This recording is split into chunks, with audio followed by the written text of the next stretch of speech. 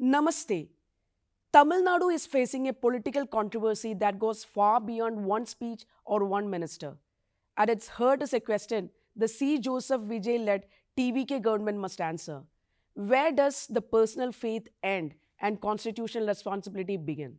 In recent days, two senior constitutional functionaries have landed at the center of storms involving Christian religious events, abortion, language, and the conduct expected from those holding public office. First, Assembly Speaker JCD Prabhakar.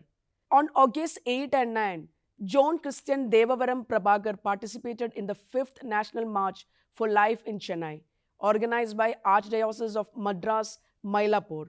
Thousands gathered for a campaign to protect unborn life. The problem was not merely his presence, it was his message. The speaker declared that life begins at conception and urged people to stop abortion. An assembly speaker should not publicly endorse a religiously rooted position on women's productive rights. India regulates abortion through the Medical Termination of Pregnancy Act.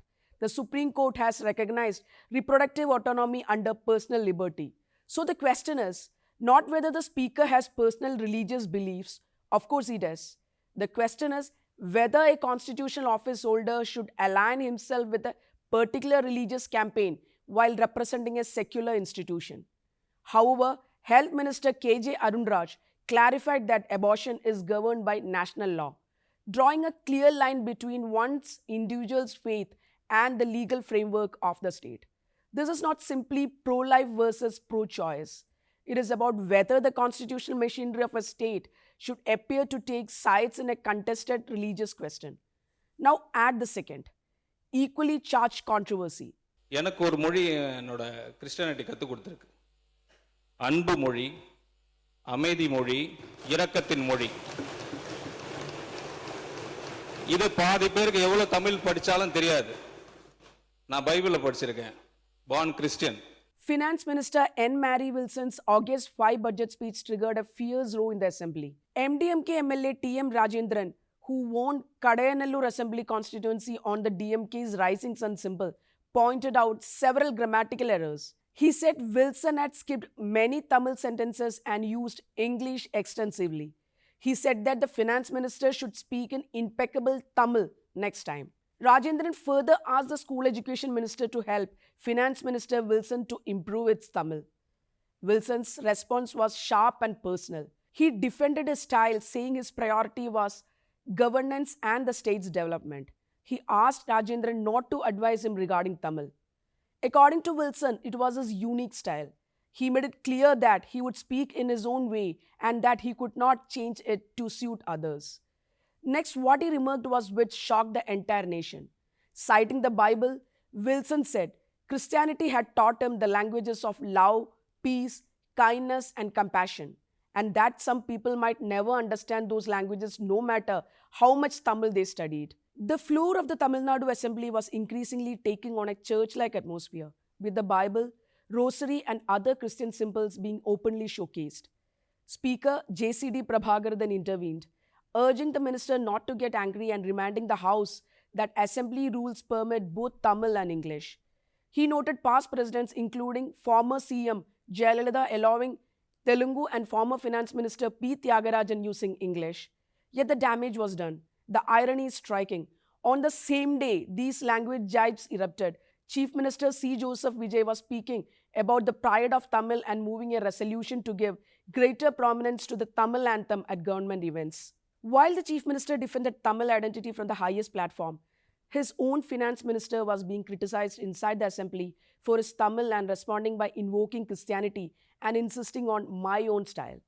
If Tamil pride and cultural assertion are central political themes of this government, should that standard apply equally to ministers on the floor of the House? Or does political convenience decide when cultural identity matters? Tamil Nadu BJP leaders have accused both the Speaker and the Finance Minister of bringing religious beliefs into constitutional offices. BJP State President Nayanar Nagendran questioned whether the Speaker was protector of the Constitution or a religious preacher and criticized Wilson for approving to place faith above Tamil. Hindu Munani has alleged a process of Christianization of the legislature. These remain political allegations, but they cannot be casually dismissed when a new government that promised change governance, and Tamil identity finds itself repeatedly entangled in questions of personal faith. The real issue is not Christianity versus Hinduism or believers versus non believers or even pro life versus pro choice alone.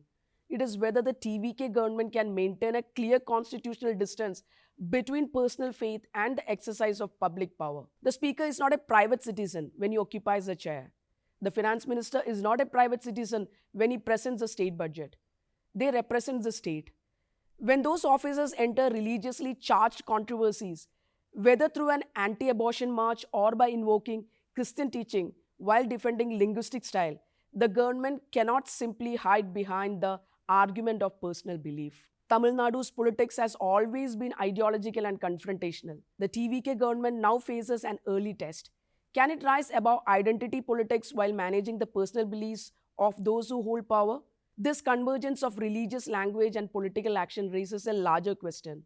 Is Vijay's TVK beginning to import elements of American culture war politics into Tamil Nadu? A speaker attending a religious rally and a minister invoking the Bible, carrying a rosary during the budget session, and using religious expressions such as Amen do not by themselves constitute a political movement.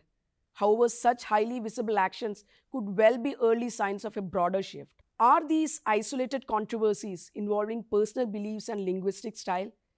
Or are we seeing the early signs of a government struggling to draw the line between personal faith, religious influence, Tamil identity, and constitutional responsibility? That is the debate Tamil Nadu cannot afford to avoid. Thank you so much.